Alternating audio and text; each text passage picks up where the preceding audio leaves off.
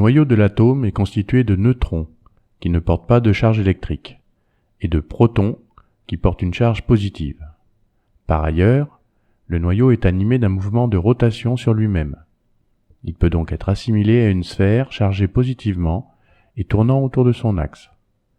Le mouvement circulaire de ces charges induit alors un champ magnétique, que nous appellerons le moment magnétique nucléaire, et que nous noterons avec la lettre mu. Le noyau d'un atome peut donc être assimilé à un minuscule barreau aimanté.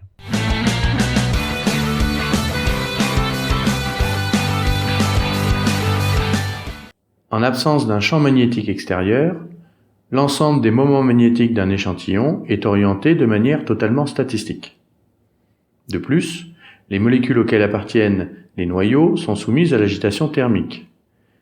Cela signifie que l'orientation d'un moment magnétique va également varier de manière aléatoire au cours du temps. À un instant T, pour tout moment magnétique, on peut donc toujours trouver un autre moment ayant même orientation et sens opposé. La résultante globale pour l'ensemble de l'échantillon est donc nulle. En revanche, en présence d'un champ magnétique externe, que nous appellerons B0, les moments magnétiques vont s'orienter. Comme il s'agit de particules, cette orientation se fera en respectant les lois de la mécanique quantique. Pour un proton, le noyau de l'atome d'hydrogène, le moment magnétique ne peut prendre que deux orientations. L'une correspond à μz égale mu sur 2, que nous appellerons l'état alpha, ou état parallèle, et l'autre correspond à μz égale moins mu sur 2, que nous appellerons l'état bêta, ou état antiparallèle. Le champ magnétique conditionne uniquement la composante μz et n'a aucune influence sur les composantes perpendiculaires à B0. Tous les moments magnétiques représentés en vert sont donc dans l'état alpha, et tous ceux qui sont en jaune sont donc dans l'état bêta. Les moments magnétiques interagissent avec le champ magnétique B0, un peu comme le fait une aiguille de boussole avec le champ magnétique terrestre. L'énergie de cette interaction dépend de l'état dans lequel se trouve le noyau. Lorsqu'il est dans l'état alpha, l'interaction avec B0 est stabilisatrice et correspond donc à un abaissement du niveau d'énergie par rapport à l'énergie E0 en absence de champ magnétique. Au contraire, lorsque le noyau est dans l'état bêta, l'interaction avec B0 est déstabilisatrice et correspond donc à un rehaussement du niveau d'énergie. En présence d'un champ magnétique externe, les noyaux sont donc soumis à deux effets antagonistes. D'une part, l'interaction avec B0 tend à les placer dans l'état le plus stable, l'état alpha. D'autre part, l'agitation thermique leur fournit l'énergie pour passer dans l'état excité, bêta. Elle tend donc à égaliser les populations des deux niveaux. L'équilibre qui en résulte conduit à un niveau alpha légèrement plus peuplé que le niveau bêta. Afin de mieux visualiser la conséquence au niveau global de l'échantillon, tous les moments magnétiques sont maintenant représentés avec la même origine.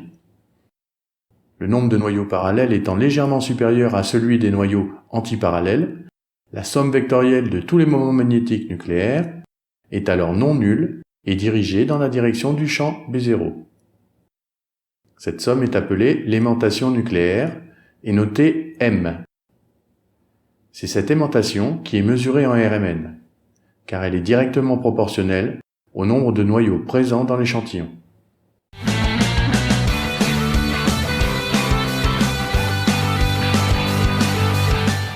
Par ailleurs, lorsqu'un moment magnétique est plongé dans un champ magnétique intense tel que B0, on peut montrer qu'il est animé d'un mouvement de précession autour de B0, analogue au mouvement de l'axe d'une toupie autour de la verticale.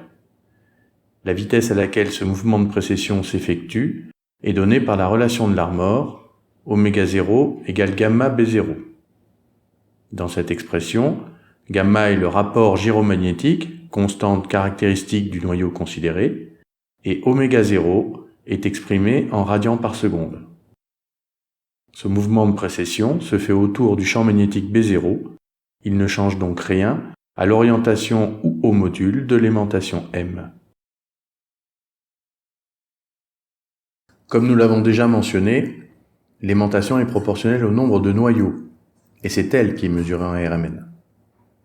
Toutefois, M n'est pas observable lorsqu'elle est parallèle à B0. Il faut donc la basculer de 90 degrés. Pour faire tourner M, il suffit d'appliquer transitoirement un autre champ magnétique, que nous appellerons B1. B1 est dirigé à 90 degrés de B0. Les moments magnétiques sont alors animés d'un mouvement de précession autour de B1.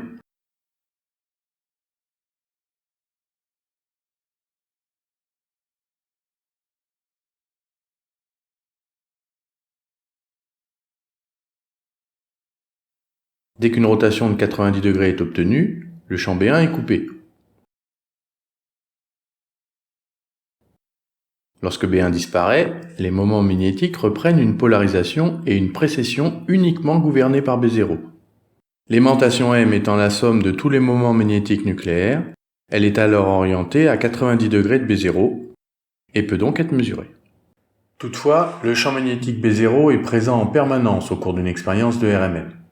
Pendant l'application de B1, l'aimantation est donc animée d'un mouvement qui est la composition de la précession autour de B0 à la vitesse ω0 égale gamma B0 et de la précession autour de B1 à la vitesse ω1 égale gamma B1.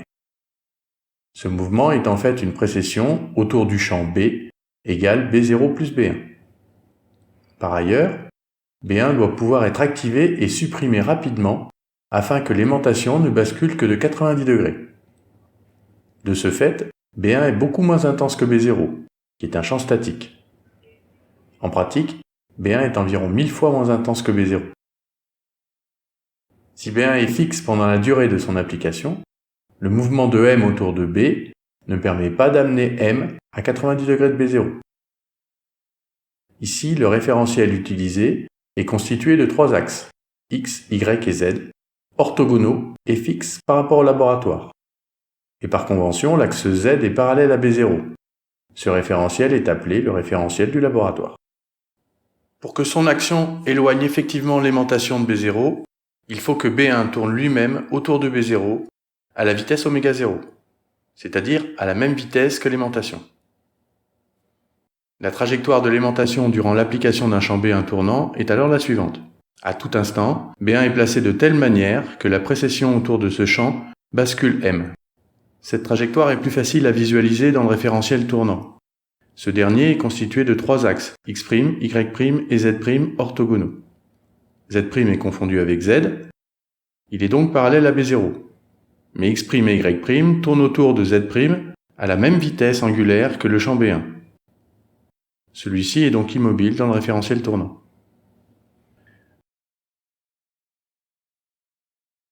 Si nous nous plaçons maintenant dans le référentiel tournant, le mouvement de l'aimantation se réduit alors à une bascule vers l'axe Y'. L'axe Z, ou Z', est appelé axe longitudinal, et le plan XY, ou X', Y', est appelé plan transversal.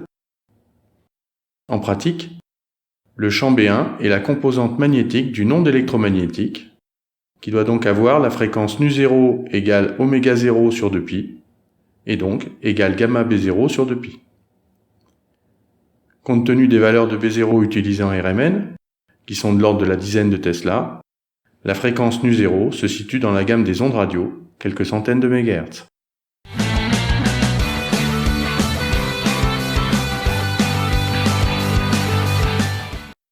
Après avoir été basculée dans le plan transversal, l'aimantation va progressivement retourner à sa position d'équilibre, parallèle à B0. C'est la relaxation.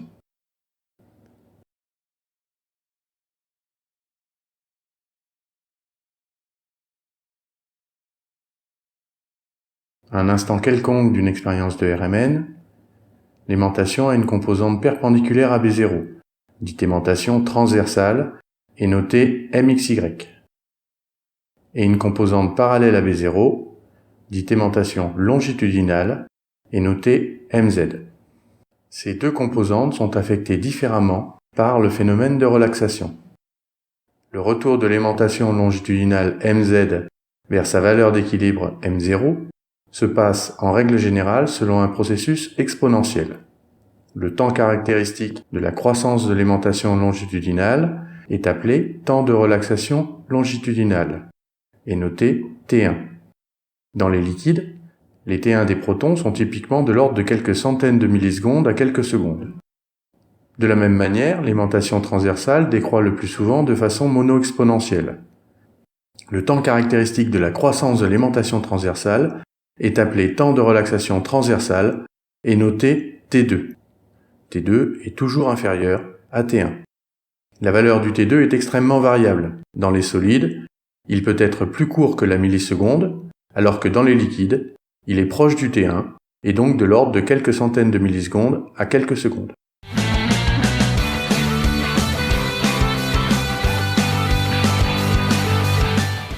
Compte tenu des principes énoncés précédemment, l'expérience de RMN de base peut être décomposée comme suit.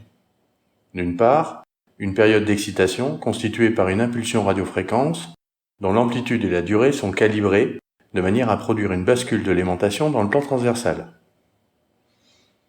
D'autre part, une période de détection du signal. Après avoir été basculée à 90 degrés de B0, l'aimantation tourne autour de celui-ci à la vitesse ω0, car B0 est toujours présent, et son amplitude décroît progressivement du fait de la relaxation transversale. Considérons maintenant la composante suivant l'axe X de l'aimantation transversale. Cette composante varie sinusoïdalement en raison de la rotation de M et son amplitude diminue exponentiellement en raison de la relaxation.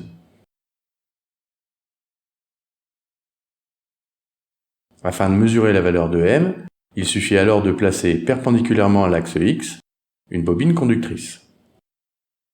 Les principes de base de l'électromagnétisme permettent de montrer que la tension V aux bornes de la bobine est alors proportionnelle à la variation du flux de M à travers cette même bobine.